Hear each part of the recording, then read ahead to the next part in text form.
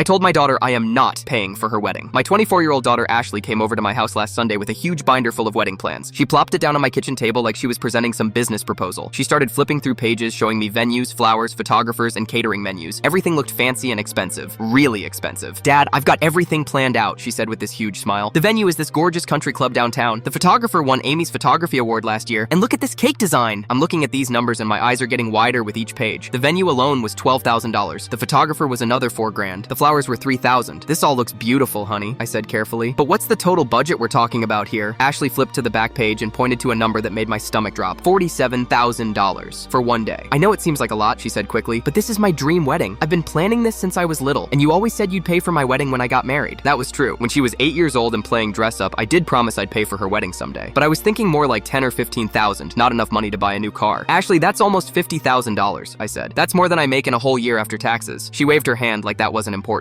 You can take out a loan or something. Sarah's dad did that for her wedding, and Mike's parents used their retirement money. That's when I realized my daughter had completely lost touch with reality. She wanted me to go into debt or raid my retirement so she could have one expensive party. What does Brandon think about all this? I asked. Brandon was her fiance, a nice kid who worked at a car dealership. Oh, he said whatever makes me happy, Ashley replied. His parents are paying for the honeymoon, so this is all on us. I closed the binder and looked at my daughter. Ashley, I'm not paying for this wedding. Her face went from excited to shocked to angry in about 3 seconds. What do you mean you're not paying? You promised. I promised to help with your wedding, not bankrupt myself for it, I said. $47,000 is insane. She started crying and said I was ruining her dreams, that all her friends had expensive weddings and she'd be embarrassed to have something small and cheap. Your mom and I got married for $800, I told her. We had the ceremony at her parents' house and the reception in their backyard. It was perfect. That was 30 years ago, she yelled. Things are different now. I told her she had 2 choices. I'd give her $5,000 toward a reasonable wedding, or she could pay for this circus herself. Ashley stormed out and didn't talk to me for 2 weeks. She told her mom I was being cruel and selfish. She even called her grandmother, trying to get her to convince me to change my mind. But then something interesting happened. Brandon came to see me by himself. He sat in my living room looking really uncomfortable. Mr. Davis, he said, I need to tell you something. I had no idea Ashley wanted to spend that much money. When she told me $47,000, I almost choked. Turns out Brandon had been trying to talk Ashley into something smaller for months. He wanted to use their money for a down payment on a house instead of one expensive party. I was actually hoping you'd say no, he admitted. I didn't know how to tell her we couldn't afford it without sounding unsupportive. 3 days later, Ashley called me crying, but this time it was different. She apologized and said she'd been talking to some of her married friends about their wedding debt. One couple was still paying off their wedding loan 3 years later. Another friend's parents had to delay retirement because of wedding costs. I don't want you to struggle financially because of my party, she said through tears. Brandon and I found a really nice park pavilion that cost $300 to rent. We ended up having the wedding at the state park by the lake. Ashley's mom and I helped with decorating, her aunt made the cake, and Brandon's cousin DJ'd the reception. The whole thing cost $4,200 and it was absolutely beautiful. Ashley looked happier than I'd ever seen her, and she and Brandon started their marriage with money in the bank instead of debt hanging over their heads. 6 months later, they bought their first house with the money they saved.